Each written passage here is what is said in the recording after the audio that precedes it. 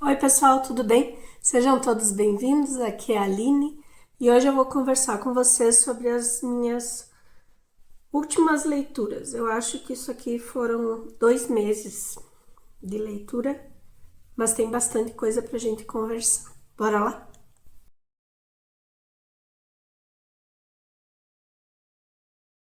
Então, eu já contei pra vocês que eu tô participando de um grupo de leitura sobre o ciclo arturiano. E eu tive duas belas surpresas já logo no início desse clube.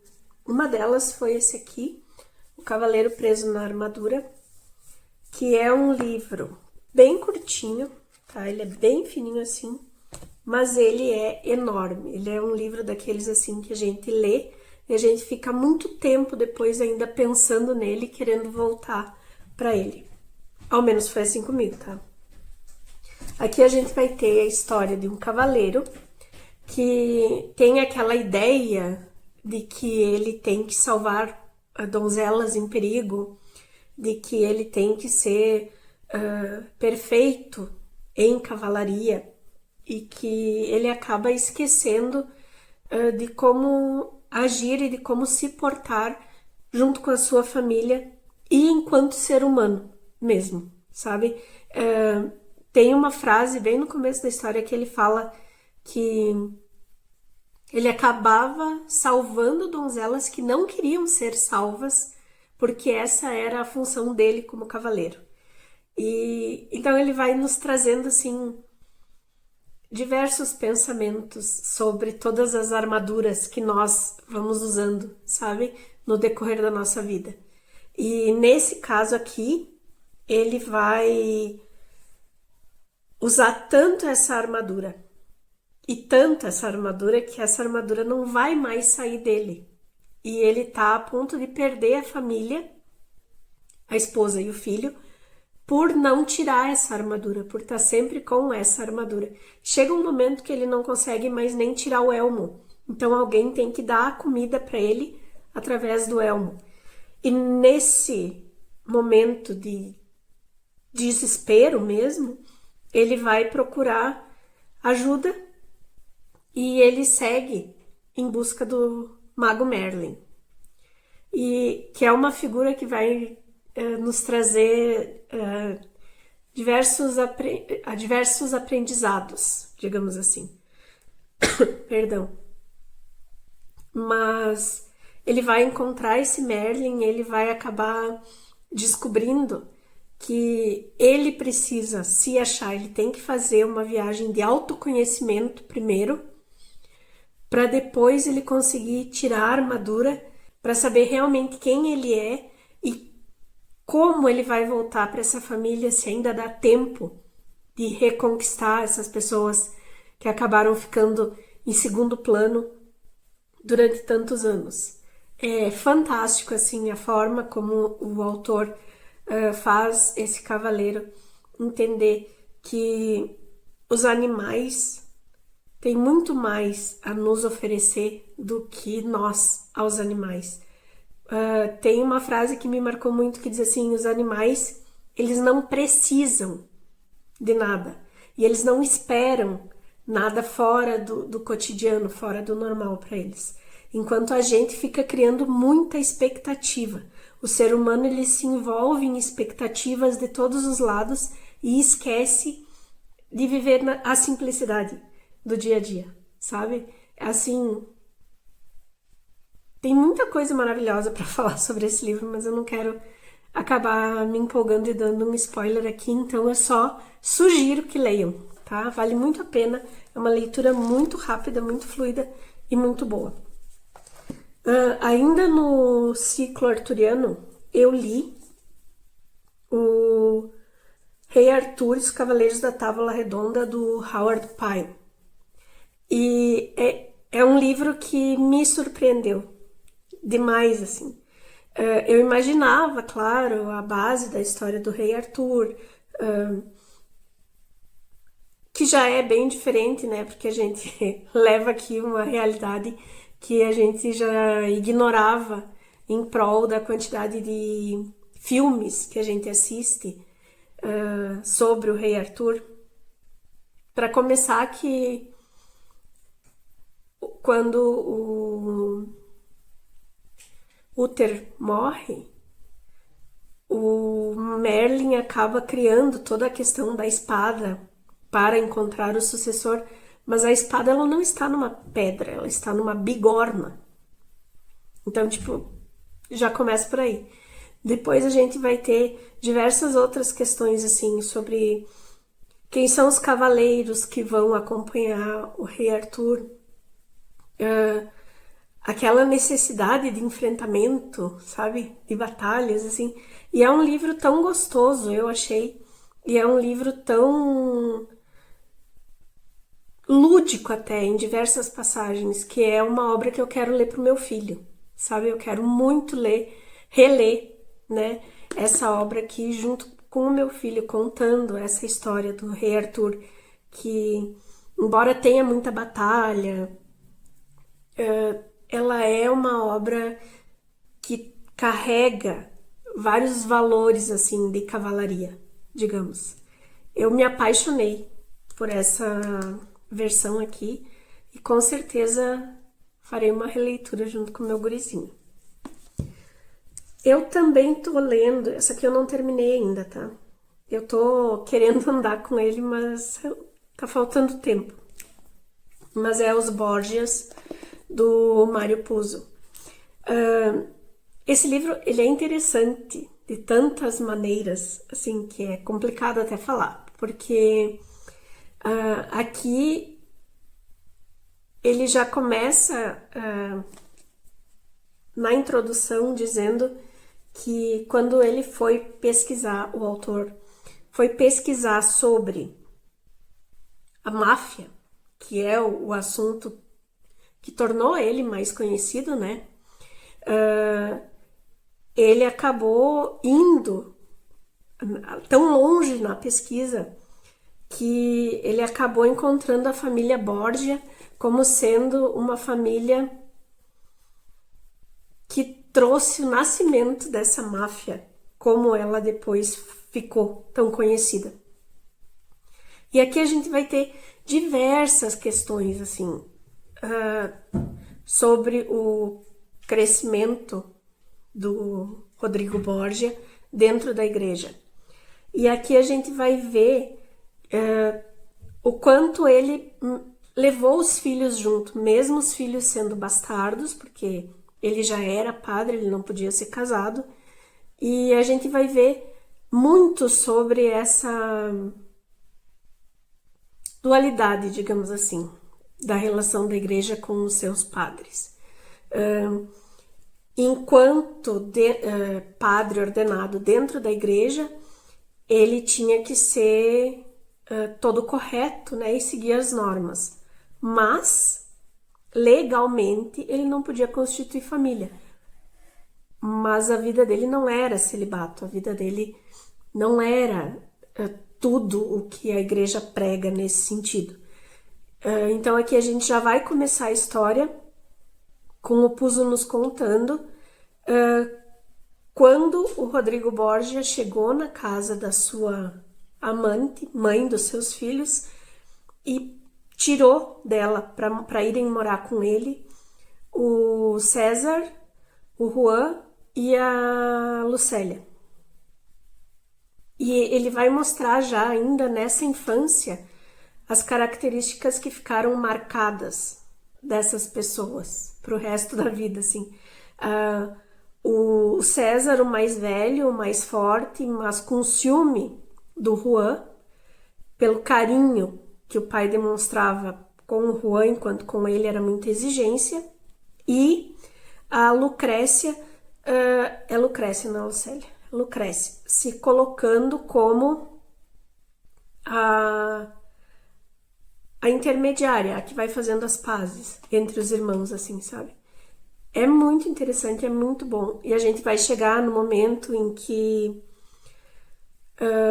a descrição do conclave é maravilhosa e ele vai nos fazer pensar muito na questão nas questões que envolvem todas as negociações entre os cardeais que estão fechados para essas votações, tanto que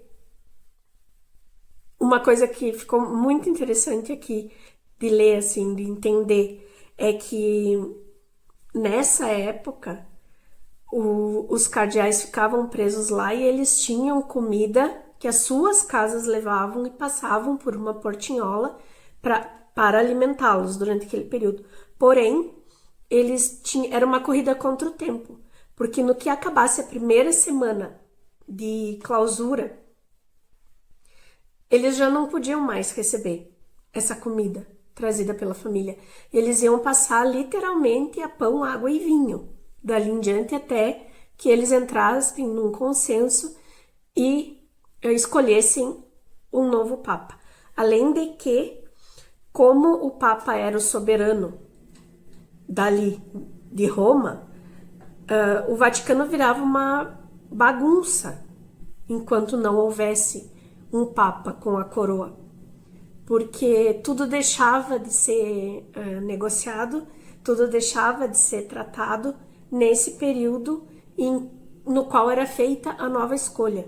Então, tipo, é muito interessante, sabe? E depois toda a negociação que ele começou a fazer, como a família dele ficou muito rica, como ele foi o primeiro Papa espanhol, que até então a igreja acreditava que, por ser a capital de Roma religiosa, eles deveriam ter sempre um Papa italiano, e o Borgia foi o primeiro espanhol. Então, assim, ele traz muita informação e é tudo muito interessante. Eu tô louca pra acabar, pra poder fazer um vídeo só sobre essa obra que é maravilhosa. Depois eu terminei agora no clube sobre Portugal, Portugal em Páginas, com a Jamile e com a Karine. A gente terminou de ler O Crime do Padre Amaro. Recentemente, nem tão recentemente, mas há um ano mais ou menos, eu tinha assistido o filme. Então eu ainda tava com muito do grotesco que acontece aqui na cabeça. E então não foi como fazer a leitura do nada, assim, né? Mas é um livro que é tão bem escrito. O Eça de Queiroz, ele escreve sobre família, sobre esses sentimentos humanos, sobre essa... É cruel, sabe? Assim... É cru a forma como ele fala dessas personagens. E o Padre Amaro vem a ser uma criatura uma pessoa, né? Que não escolheu a igreja. Ele foi enviado para ser padre. Então ele não tinha o espírito ali, sabe? Ele estava cumprindo uma missão que foi dada a ele ainda na infância. E ele é uma pessoa que acaba se tornando muito ruim, sabe? Claro, a gente vai lendo, a gente vai entender algumas coisas que ele viveu na infância e que geraram ali uns traumas, beleza. Mas ele é uma pessoa que ele tá na igreja só pela mordomia, só pelo status que aquela igreja tá dando para ele, entende? Que o ser padre dá para uma pessoa numa cidade pequena, para dar esse poder que a igreja dá pro padre, entendeu? De ser o líder do rebanho, digamos assim.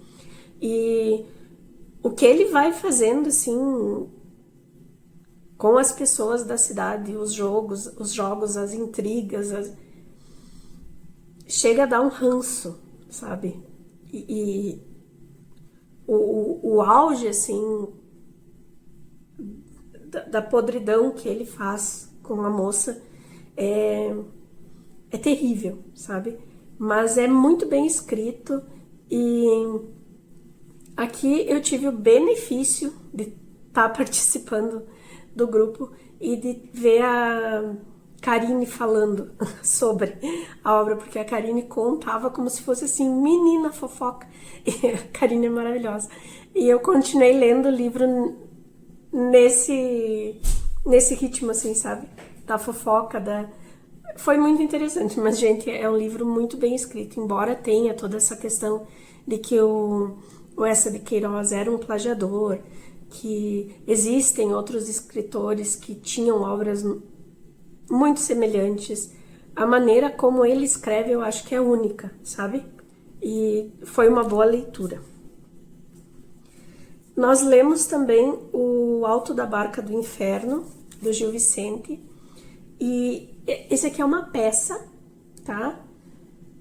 Que ela foi escrita para ser interpretada. Então, a gente lê o texto e tem que pensar nela sendo interpretada, sabe? Ó, o Mil passando. Vai. E, enfim, aqui nós vamos ter uma história sobre duas barcas que estão esperando as pessoas que serão levadas por ela. Em uma das barcas nós temos um demônio, que é um anfitrião muito galante, muito conversador, muito conquistador.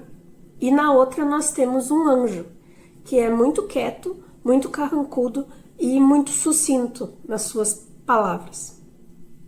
E a gente vai ter aqui toda uma questão de mostrar pessoas da sociedade indo até essas barcas, após a sua morte, claro, né? Para serem levadas ou para o inferno ou para o céu. E a questão aqui, ela se torna muito interessante, e eu achei muito boa essa leitura, pela maneira como o Gil Vicente vai descrever essas pessoas, sabe? A gente vai ter aqui um padre, que é um fanfarrão, tanto que ele chega acompanhado, né, de uma moça, para fazer essa travessia, e crente que o anjo vai receber ele, né? O demônio já diz, não, né? Tu vai passear comigo. E o anjo não dá nem trela, assim. E eles começam a ter essa discussão que no meio da sociedade, a tua profissão, ela pode te dar um certo status, ela pode te dar uma garantia de você ser melhor tratado, ou até de você ser mais quisto. Mas, na hora de entrar na barca, o que vai te dar lugar é quem você realmente foi, sabe? O quanto você contribuiu, o quanto você ajudou. Eu achei, assim, a discussão maravilhosa, super pertinente, e é um livro bem curtinho, assim. Eu acredito que, vendo a encenação, a gente até consegue entender melhor do que se trata. Mas mesmo assim, eu achei a leitura muito boa, maravilhosa.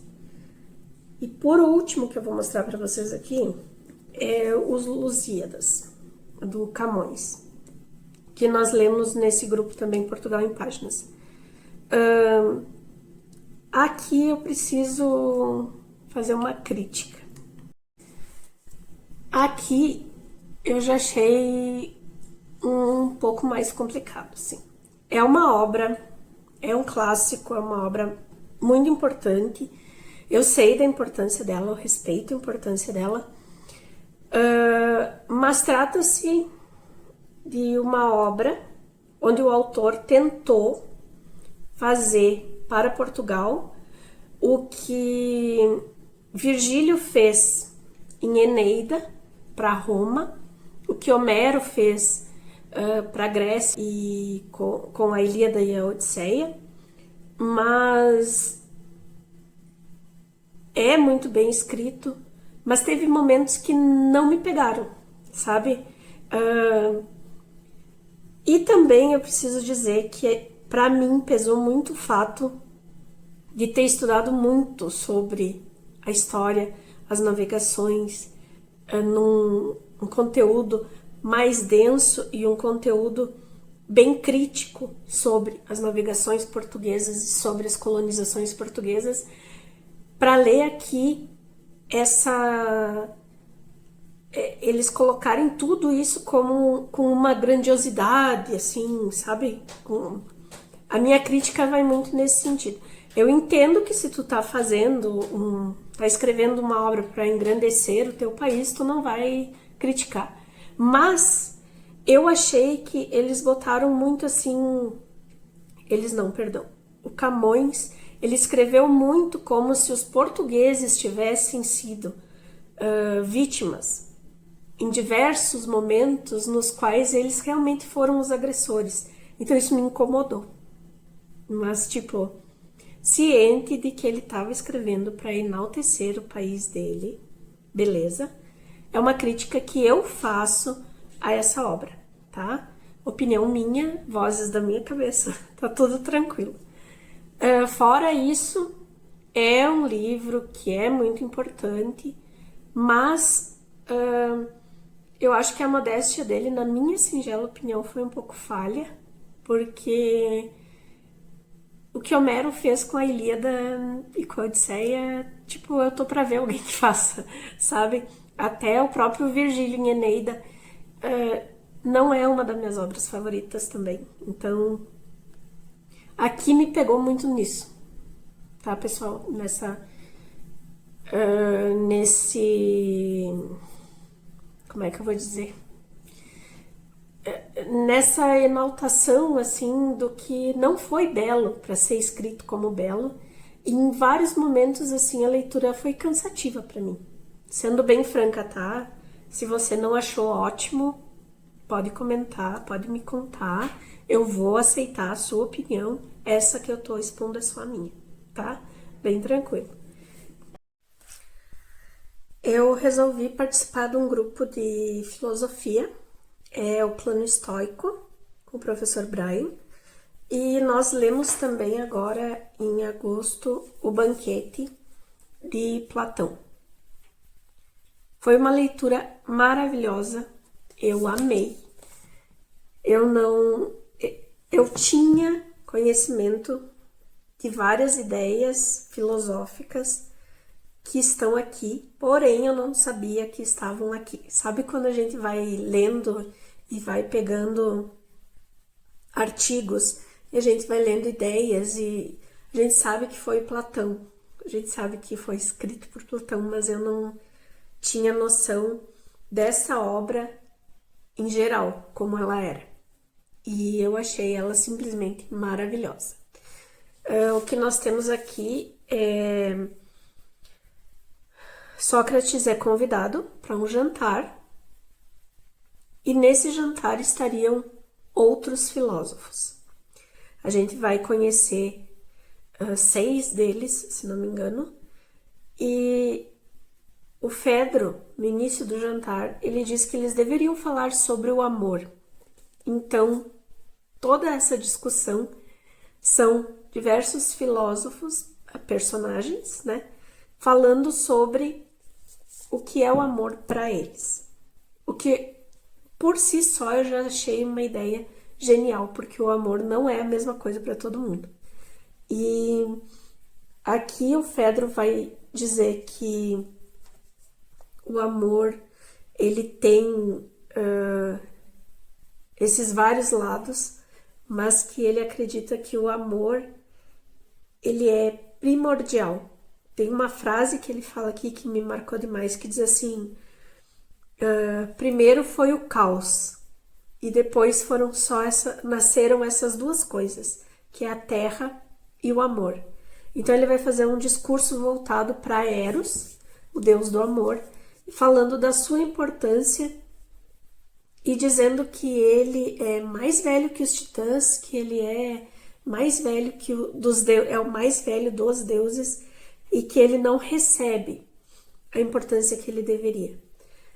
Aí no discurso dele a gente vai ter toda a lógica dessa filosofia em Atena, que vai nos dizer assim sobre o amor entre homem e mulher, que é o amor para reprodução, para aumentar a espécie, enfim, para criar a família.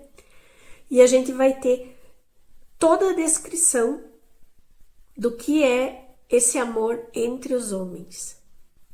E que é uma descrição, assim, que é muito interessante, e onde ele vai falar sobre o amado e o amante, onde ele vai citar de Homero a relação entre Aquiles e Patroclo.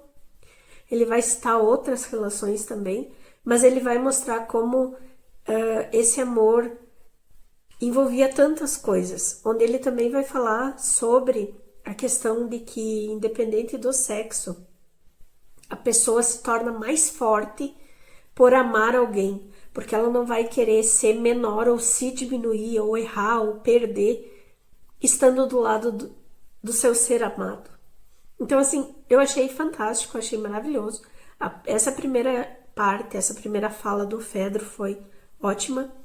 E depois nós vamos tendo outras falas. Nós vamos ter a fala de um médico que vai dizer que o amor para ele é a natureza.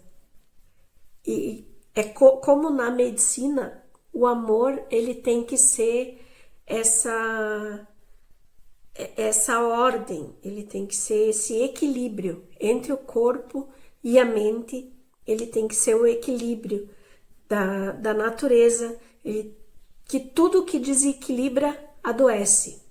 É fantástico, assim. Eu quero fazer um vídeo só sobre esse livro, porque senão eu vou ficar falando dele por horas e não é a intenção aqui desse vídeo, né? Mas eu super indico, gente, se vocês não leram ainda, se deem uma chance, tá? É muito bom. E por enquanto foi isso, tá? E isso aqui já são dos 2 últimos meses, não tem um mês só aqui. E agora seguimos com os clubes, seguimos com essas leituras e em breve eu trago para vocês aqui o que eu quero ler ainda agora em setembro, tá bom? Obrigada por ficarem comigo até aqui. Deixem um legalzinho aí para mim, comentem aqui se vocês já fizeram algumas dessas leituras, o que vocês acharam, tá? E eu tô falando com muito respeito sobre todas elas, tá? A questão de gosto, vocês sabem, cada um tem o seu. Mas me contem aqui se vocês discordam, vamos conversar, tá bom? Beijos e até a próxima. Tchau, tchau!